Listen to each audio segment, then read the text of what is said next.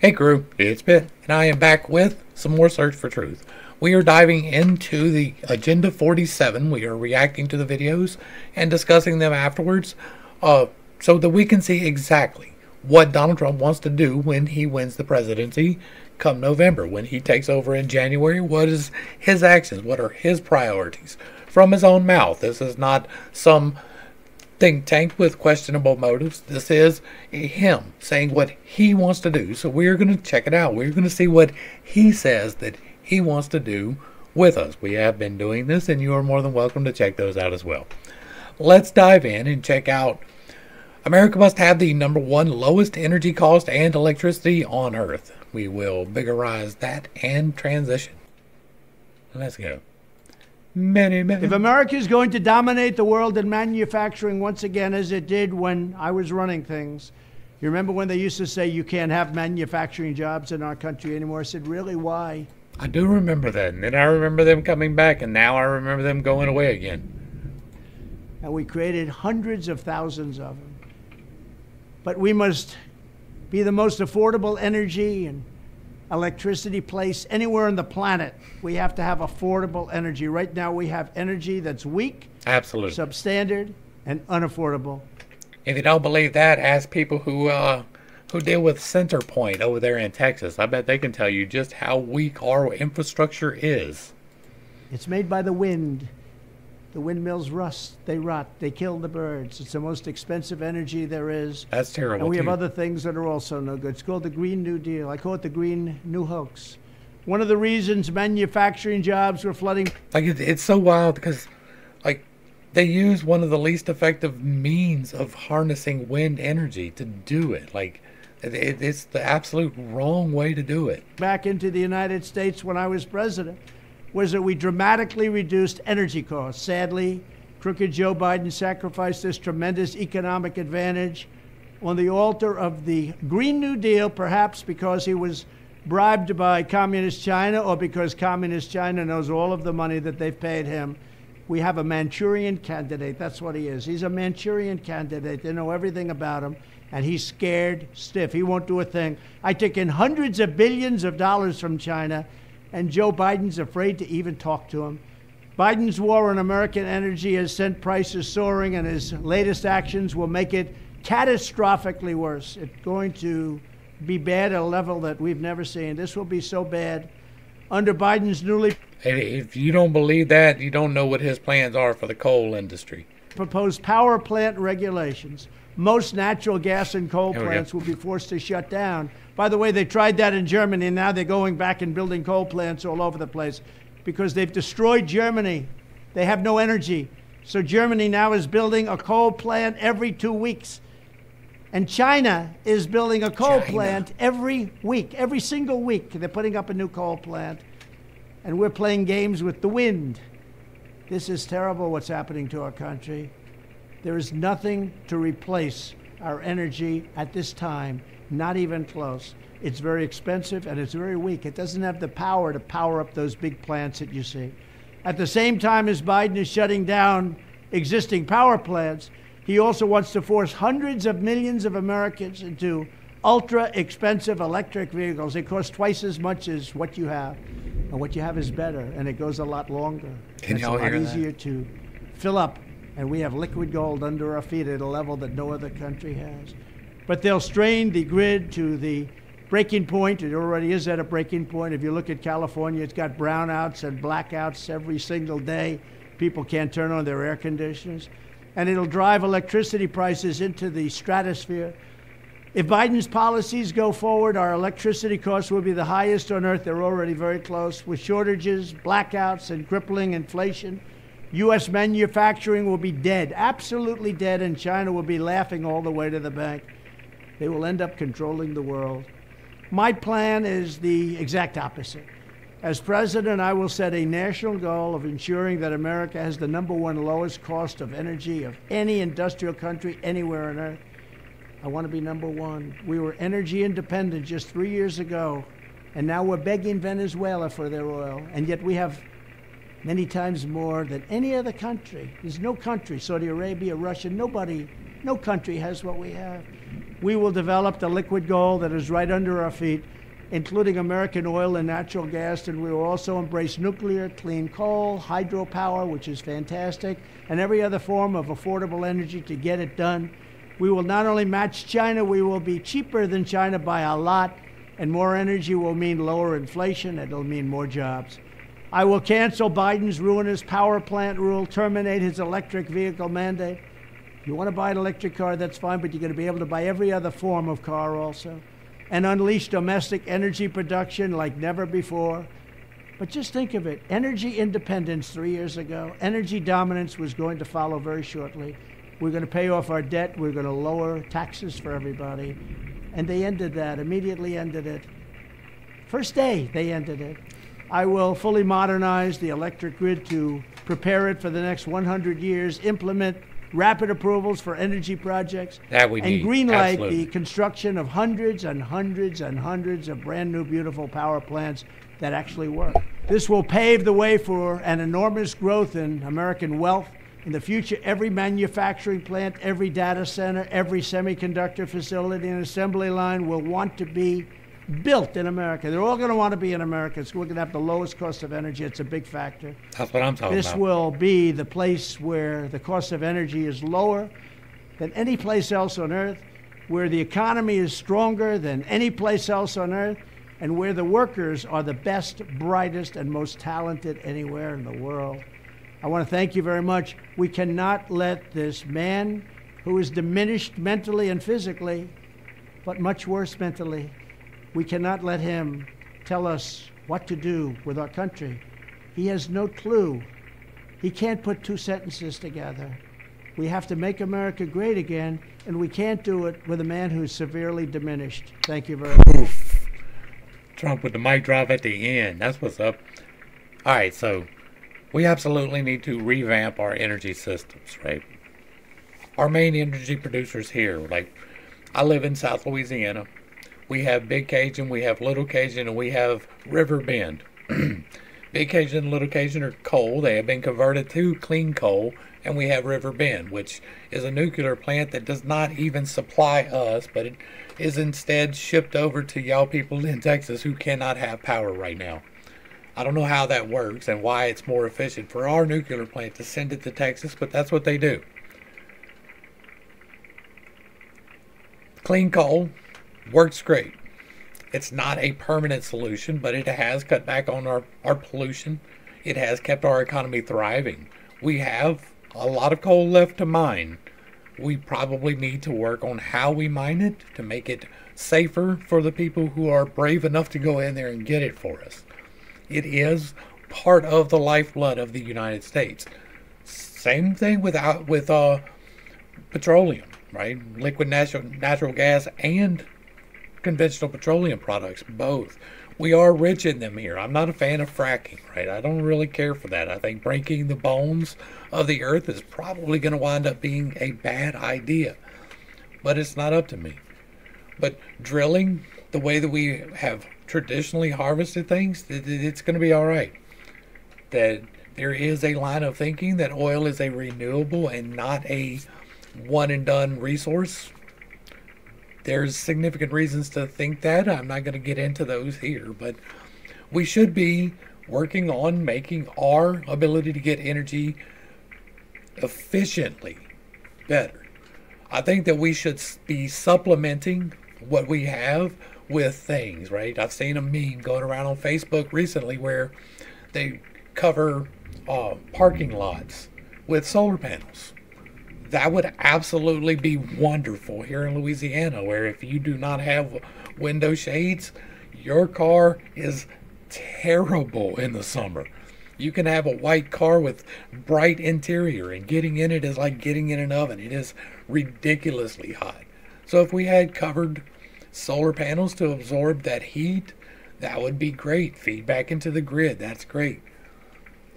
Our main problem with wind is that we try to scale it too big, right? If we could make these really gigantic wind turbines that work in this one specific way under these very narrow set of circumstances, then we'll be all right. But there are systems that work on a helium, like like the double helix of the genome, right? It's on a helix, and it works a lot better. It's a lot more efficient. It's a lot more stable over time, as long as you can get the modulation correct on the helix going up. It's a lot more efficient on smaller scale. So you don't need 400 foot tall with 200 or 150 foot turbines on it, right? You can do it on household units, and they're for large part safe during hurricanes in ways that the other ones really aren't. And so we need to think outside of the box on our energy. We need to get our energy costs down. We need to invest in our infrastructure. Every time there's a storm in the south, the power goes down. We don't have any control over that. That is federal regulation that is keeping the power lines where they are. They won't let them put them underground. It's better for them, I guess, to have to pay out FEMA money to put these poles back up. Or, God forbid, they have to call in extra linemen and pay them to help with this assist get people back into power. We need to update our infrastructure. We need to update our cost production ratio. We need to get that back into line, and to open up new sources, right?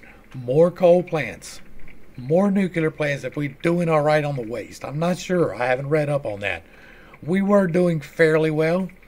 There's a reason why we stopped doing it, though. So hopefully they amended that situation. Okay, well, I've been talking enough. Let's get back into Trump here. Let's get back into... This is Agenda 47, returning production of essential medicines back to America and ending Biden's pharmaceutical shortages. Turn that on, kick it up, and let's go. Under crooked Joe Biden, there has been a catastrophic increase in shortages of essential medicines. Last year, new drug shortages were up by 30%, with 295 active drug shortages just by the end of... That is true. 2022 alone. It's a mess. There's currently a shortage of at least 14 critical cancer drugs in the United States. They just can't get it. And every month of delay, cancer treatment increases the risk of death by at least 10%. It's unthinkable that this could be happening in the United States of America in 2023. It is truly unbelievable. We are becoming a third world country very rapidly. Between our open borders and our bad elections, we are third world. But even more dangerously, the top producer of critical medicines that we rely on in the United States is a place called China. China produces... China. 95% of all ibuprofen, 91% of hydrocortisone, 70% of all Tylenol, and nearly half of all penicillin. Can you imagine that? That's an awful lot of problem if we can't get that. I'm just saying, like the ibuprofen alone, y'all know I'm not a big pharmaceuticals guy, but the ibuprofen alone is a big deal. Like ibuprofen's one of the really good ones. This is not just a public health crisis, it's a national security crisis. As part of my plan to obtain total independence from China, we will phase in tariffs and import restrictions to bring back production of all essential medicines to the United States of America where they belong. I signed an executive order. We should absolutely be producing all our own medicines. Order to begin this like maybe not all our own medicines, but the significant majority of them. Process in 2020, but Biden has shamefully failed to follow through. He wants it ended. He wants to take care of China. This is a matter of tremendous urgency. American lives are on the line, and it will be one of my top priorities as president. It will also create countless new American jobs. Thank you. All right. We have so many reasons why we should be making our pharmaceuticals here, but I'm going to spitball you one, just one. Suppose, for instance, you created the pharmaceutical that regulated blood pressure. Now, how often do you think that's checked for purity? I'm sure that it's regulated to be checked at a fairly regular consistency, but I also know that China has a habit of not necessarily paying attention to safety protocols. And I know that the U.S. government has a tendency to be inhabited by lazy people. And so we put full faith into that system with probably half of our population on cholesterol, blood pressure medications that are not going to be checked often. If this country decided to turn hostile to us in a way that I don't feel like it really is now, but could definitely be in the future, if they turned hostile to us and decided in one shipment that they were going to turn all of them into something that just did not help you with your blood pressure, well, I guess it did. It drops it to zero, right? What happens if that happens? They just decide for this one shipment, they pay off the right people, they get it in, and then half of the population is done. That is one of the wilder reasons why. But there are a lot of reasons that are a lot less wild as to why we should absolutely make our pharmaceuticals here. You get into cost prohibitive problems, right? Well, we don't want to pay the people what it would cost to do this with the technical skill necessary here in the States. We would rather ship it off to somebody who doesn't care about standards. God forbid the market should have to bear that issue. God forbid that. Like, we have insurance for a reason. They're supposed to help with the cost, but they really don't need a whole lot of it on a lot of things. They are the reason why costs are so high in a lot of places, because insurance is kind of bypassing the free market economy in a way. At least the way that it's implemented now. Regardless, it is a national interest to ensure that our pharmaceuticals are manufactured here in the United States. Like that is self-determining to a major level. Like that's on par with, hey, let's create our munitions here. Let's create our weapon systems here. That should be a given. I wonder where our chips are made. I wonder where all of our semiconductors and processors are made. The ones that we use in our weaponry. I wonder where those are. I wonder if there could possibly be a kill switch built into anything. I know that some things it's not possible, right? Some things it is. It's in vital national interest to do things here. Agenda 47. President Trump calls for the death penalty for human traffickers. Let's biggerize that and transition.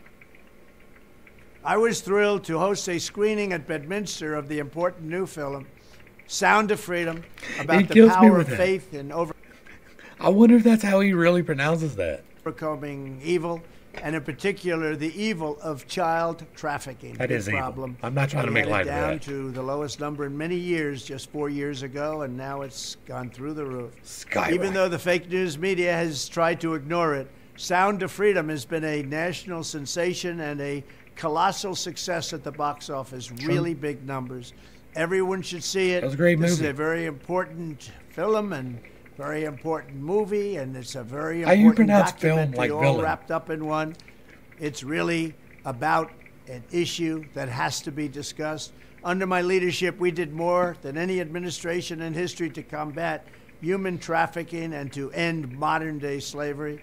In one of my first acts in office, I signed an executive order targeting transnational criminal organizations that traffic and exploit innocent people. I signed the Frederick Douglass Trafficking Victims Prevention and Protection Reauthorization Act, authorizing $430 million to fight sex and labor trafficking. I signed legislation to crack down on foreign countries who are not meeting standards for eliminating trafficking, of which there are many. I also signed into law the Abolish Human Trafficking Act, which strengthened programs supporting survivors and provided more resources for ending modern slavery. We do have modern slavery, if you can believe it. Additionally, I created the first ever White House position focused solely on combating human trafficking. And perhaps most importantly, we created the most secure border in U.S. history by far, dealing a major blow to the cartels and traffickers. We built hundreds of miles of wall. We renovated hundreds of miles of wall. We never had anything like it. And then I got Mexico free of charge to give us 28,000 soldiers to protect us from people coming into our country illegally.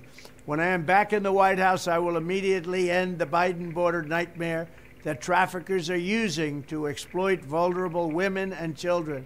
We will fully secure the border. I will wage war on the cartels just as I destroyed the ISIS caliphate, 100% gone, 100% destroyed. They'll come back now because we have a weak administration. I will use Title 42 to end the child trafficking crisis by returning all trafficked children to their families in their home countries and without delay. As long as we can verify identification. And I will urge Congress to ensure that anyone caught trafficking children across our border receives the death penalty immediately, and that includes also for women, because women, as you know, are number one in trafficking. Children are actually number two.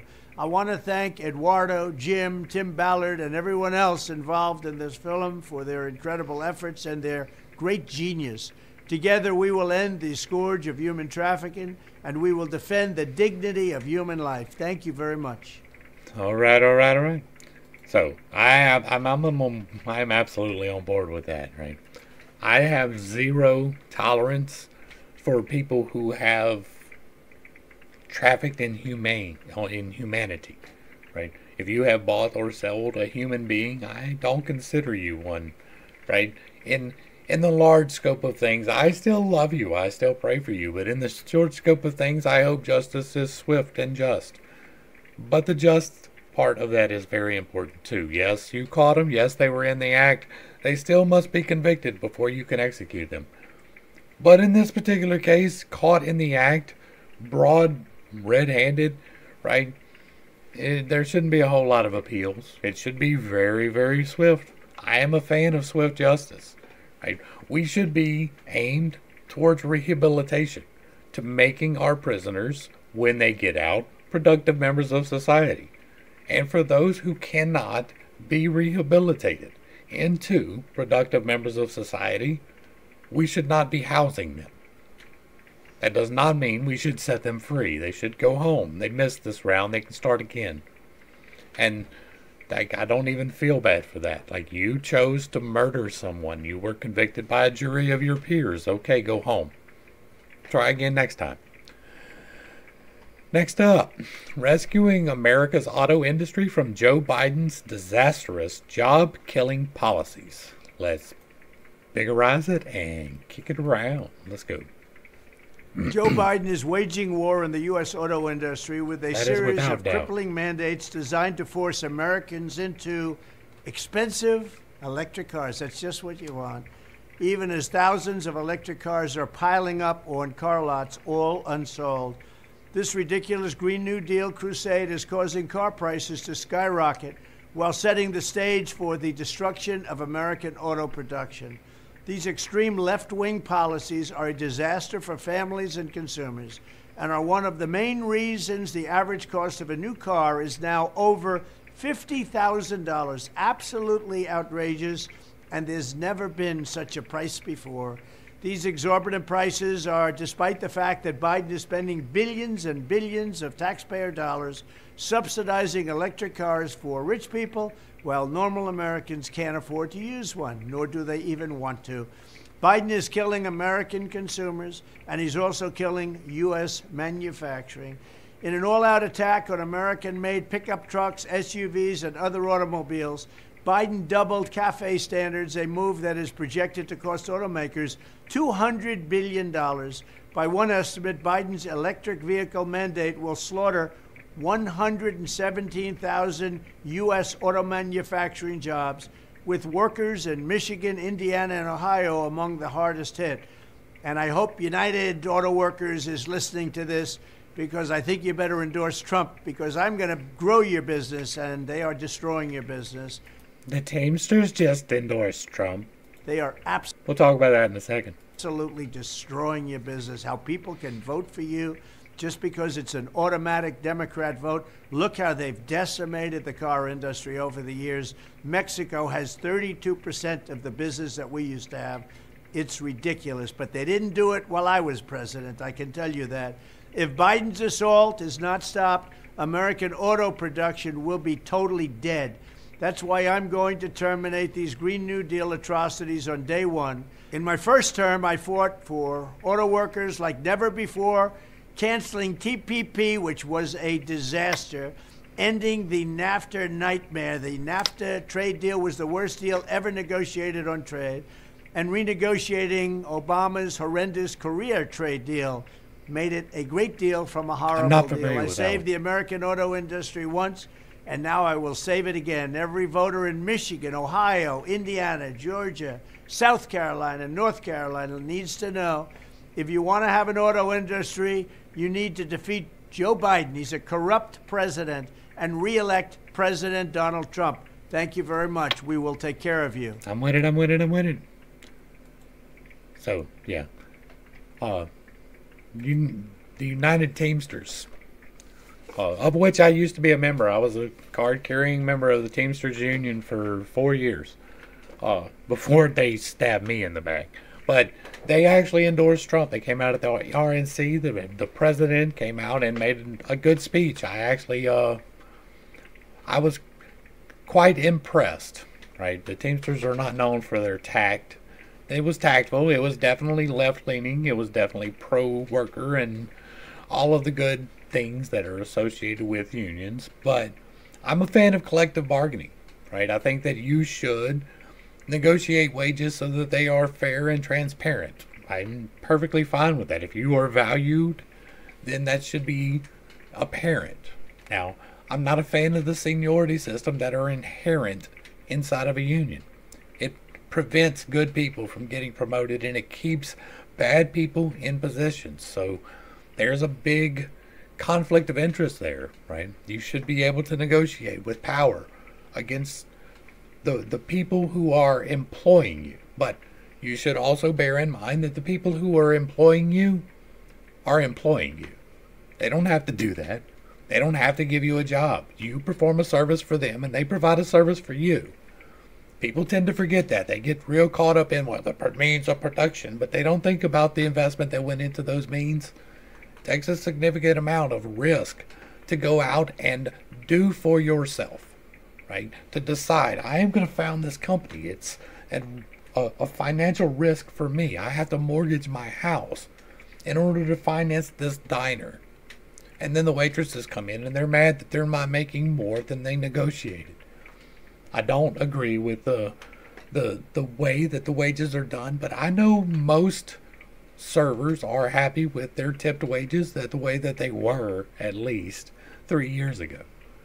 I know plenty of people who would fight you tooth and nail to stay tipped, even though it pays a really low minimum wage, because they make a lot of money off of their tips. So that's a whole different argument. I'm a fan of the collective coming together to do what is correct.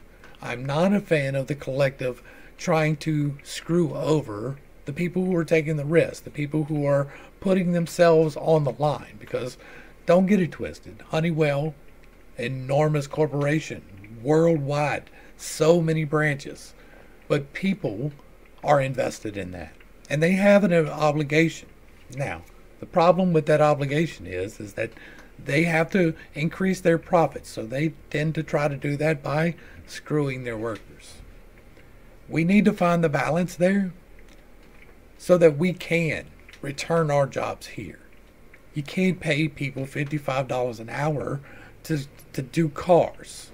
You can't. It's not sustainable. Not in this economy. I understand that for the last 100 years, you've been negotiating steady increases in pay. And the manufacturers make money. They do. They make a lot of money. They pay out a lot of money. Then they disperse those profits to the people who have taken the risk in their company. That's how it's supposed to work. You should be paid well, not to excess. If you are a CEO and you are making, say, 3 times more than your lowest paid person's salary, you're a piece of shit. Right? It comes down to that. You have decided that, right? Like if your business is based off of minimum wage people and you're making $500,000 in your bank, not as a business, but in your bank. If you're putting away $500,000 a year and you have people on minimum wage, you're a piece of shit. right? Not starting positions. I'm talking about staying in the positions for extended periods of time at minimum wage or at or close to. If you're making that much money, then you should be spreading the wealth. That is a moral obligation. I don't want it to be the government taking it from you. I want you to decide, you know what? I can make do with $150,000 a year. Let's disperse through the rest of the company, the other part of my excess. That's what you should be doing as a business person. That's I know, idealistic, but that's where I'm at. We should absolutely be building as much here as possible. I am such a fan of manufacturing here, safely, cleanly, ethically. I think that we can be that shining example on the hill if we do it right. But if we return to the times of fuck the worker, we're going to have problems. And if we return to the times of fuck the boss, we're going to have trouble. We have to understand that it is a symbiotic relationship. Businesses should be developing employees into better employees who will then become bosses. If not there, somewhere else. That should be the goal. Not to keep somebody working for you for 20 years. That makes you a shitty person too. Next up, Agenda 47, rebuilding America's depleted military. I'm on this. Let's make a rise and kick it around. In a period of less than 1 week, Joe Biden accidentally admitted that we're sending cluster bombs to Ukraine because the United States is running out of ammunition. I think that these are the same videos that they posted again, because I swear I've done this. But this is on the second page. This isn't on the page where I got the other ones from. I don't know how that works, but that's what he said. Then he called up reserve forces to ship them to Europe, proving that we are running out of troops, and that's also a fact. We have very few people signing up to join our military. These actions reveal just what an insanely dangerous situation Biden and the demented warmongers have led us into. Less than 3 years ago, I'd fully rebuilt the United States military and steered America into such a strong global position that peace was breaking out all over the world. We had peace through strength. 29 months later, the arsenals are empty, the stockpiles are bare. Either I'm having deja vu or this is the same video again, right? But the treasury is I'm not going to say the same thing, so. Drained, the ranks are being hollowed out. Our country has been totally humiliated, and we have a corrupt, compromised president, crooked Joe Biden, who is dragging us into World War III. And that's what's happening on behalf of a nation that paid his family millions and millions of dollars in obvious bribes. All you have to do is take a look at how much China, how much Ukraine have paid the Biden family. It's a total disgrace and a very dangerous one. Under these circumstances, the notion that we would even consider admitting Ukraine into NATO at this time is completely unhinged. Joe Biden can't even walk up a flight of stairs on Air Force One, and I can take a shot to the head. Many men wish death upon me. Can't put two sentences together. The last thing that this incompetent administration should be doing is risking war with a nuclear-armed Russia or China or other countries. We have somebody that doesn't have a clue representing us. When I'm back in the White House on day one, we are returning to a foreign policy that puts America's interests first. America's chief interest in Eastern Europe is peace and stability. We want people to stop dying. This war should never have happened, but it is long past time to end the senseless death and destruction. The numbers are much worse than you're reading about or hearing about or than they're telling you. Many more people are dying than you have any idea, and certainly many more than they're willing to say. Why do they always try to kill the man who's trying to bring peace? I don't understand that. Okay. Then as I work to again rebuild America's military strength and deterrence that Joe Biden so foolishly squandered, we need to take a long, hard look at defense procurement and our defense. I'm gonna say this, and this is gonna get lost in the sauce because we're in the middle of a video that almost nobody's gonna watch. But you may not know, but they're refitting a lot of our mothballed ships. They're going and they're getting soundness checked and they're getting equipment checked. They took the USS Kidd out of Baton Rouge. They've taken several others, and they're going to dry dock and they're being cleaned and they're being refitted and made sure that they're seaworthy. And I'm sure that there's no reason for that. Defense industrial base, because it's been withered down to nothing. Given all the money we spend on the Pentagon, it's unacceptable that we would ever run out of ammunition or be unable to quickly produce the weapons needed. I will provide record funding for our military, just as I did 4 great years. If you think about what we were able to do, 4 great years of rebuilding our military, and we rebuilt it bigger and better and stronger than ever before. And now look at what's happened, and we have no ammunition, as told stupidly by our president to the world so that everybody could know it. But I will also insist that we get more for every dollar spent, because we're spending too much money foolishly and our prices are too high. In addition, I will ask Europe to reimburse us for the cost of rebuilding the stockpiles sent to Ukraine, which they should be doing now, but Joe Biden is too weak and too disrespected to even ask. The fact is that we've spent almost $200 billion in helping Ukraine, and Europe has spent just a tiny fraction of that amount.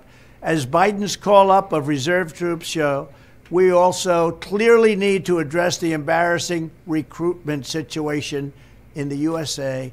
Joe Biden's woke policies and political purges have repulsed many great patriots from serving. They don't want to serve in our military. Frankly, they disrespect our president. That's a big factor. I will restore the proud culture and honor traditions of America's armed forces, and there will be no Marxism allowed, no communism allowed, and we'll get rid of the fascists. Thank you very much. All right. Did you know, you probably don't, but I'm going to tell you, you can actually look at estimated force capacities for several different nation states on Wikipedia. And it's actually updated fairly regularly. They actually do go through and say, okay, well, they have this number of tanks in storage and this number of tanks are active. Right? They don't tell you where they're deployed, but they do have a fairly accurate count of storage. Did you know that Russia's best tanks are almost all in storage? Like almost all of them are exclusively in storage. I love conspiracies. Like I love them. I listen to all of them. I don't believe all of them, but there are definitely people who conspire to do things, right? And so I like to hear all of the things, and I look for patterns and things like that. And something doesn't have to be fake in order for it to not be real. What do you mean, Pitt? That's contradictory. People can die in staged events. Things can happen that are tragic. Absolutely tragic. There can be horrific losses of life. And yet there was a greater plan. Now, I'm not going to name any specific instances, but we had a stockpile of just about outdated ammunition and weaponry. And now we don't. We were sitting on billions of dollars worth of munitions, and now we don't have them. But we're going to get them back. You can bet your ass on that. We're going to make some. There is, in my estimation, a conspiracy to subvert the morality and the direction of the United States into one that is communist. Socialist, which is the kissing cousin, but communist. It's to take away private ownership, to concentrate people into cities, not camps, but cities of concentration, so that you're easier to control. I believe that, right? It may not happen in my lifetime, but I believe that there are nefarious people out there who are doing that. They get paid very well by the military-industrial complex, these people. They have reasons for all of the things that they do. And nothing that you ever see revealed to you on anything that they control can ever be anything but what exactly they want you to see from the thing that they control. There are situations that happen on a global scale, which could definitely play into these type of situations, right? That's a lot of use of the word situation, but not everything is as it appears. Sometimes people tell you their goals. They state them clearly, outright at the beginning, and then they do exactly what they said they were going to do, and then they sit. They go in to protect. They go in to claim the things that they feel are rightfully theirs, and it is definitely worth noting when they do it and when they don't. I don't particularly care for conquest, but the laws of conquest have been clear for a very long time. If there were greater escalation desired by the other side of the aisle in this particular conflict that I am not talking about at all, it would happen. They are fully capable of at least taking it to us. I'm not saying they could beat us. I mean, we do have the biggest everything. The biggest army, the biggest navy, the biggest air force. Like, we have 3 of the largest air forces in the world. And so, they could, however, take it to Europe quite effectively. They're not. They're doing exactly what they said they were going to do. And that's where I'm going to wrap this up. I do believe that we should have the strongest, best supplied, most well-trained, best paid, hardest to get into military in the world. I think we should raise the recruitment age to 21. I think 18's too young. I understand the impressionability of that age. I understand that that's why they do it. They catch you coming out of school because you don't have nothing else to do. I understand that, but I think that the military should be more discerning than that, and I understand we have recruitment problems. We should be recruiting the people who are the best, the absolute best representation of us. We're not going to do that on E1 wages. I promise you. You won't do that on E5 wages. If we were paying better and training better and not deploying as much, but instead taking care of our business here with our troops, I think that we would all be better off. I'm a big guy for have the most effective killing force on the planet and never use it, right? Defend, defend, defend, no offense. That's me. That's who I am. That's where I want to be. I like Trump in large part for the fact that peace broke out across the planet. The fact that he strode unescorted into hostile territory that is at war with a communist dictator, shook his hand, said, all right, you ready to come to the table and talk? And then he did. They talked peace for the first time in 60 years. I like those kind of global manipulations. I like that shit a lot. I like the Abraham Accords. I like the firming up of relationships between peoples who have been historically enemies. I like that shit a lot. I love the fact that we were ready to come out of Afghanistan. And if we would have kept the president that we had, then the agreement that had already been reached would have been completed. And a lot of people would not be mad at the military right now. There's a lot of people who served over there in those wars that are telling people actively not to join. I know that for a fact. We can get back to where we need to be. I believe we're doing that. I believe we're heading in the right direction. I think Trump's going to win. I think, especially after the many men situation, I think that we on point, right? They tried to shoot Pac too. They did shoot him the second time, but like the first time he made it, like they try to get people who try to bring peace. This man's trying to bring peace, and that's what I'm here for. He's going to bring economic prosperity too. That's great. I love that. Money's great to have. The opportunity to succeed, that's wonderful shit. That's great. I love it. But We need to pay attention and make sure that we're walking the right path on this, in all the things. And that's definitely where I'm going to wrap this one up. If you like what I'm doing here, let me know down below. Give me a like, share, and a sub. Throw me a comment. If you really like it, hit that super thanks. To the crew, thanks for hanging out. I appreciate every single minute that you are here with me, and I am praying for you every single day. Until next time, I love you. God loves you.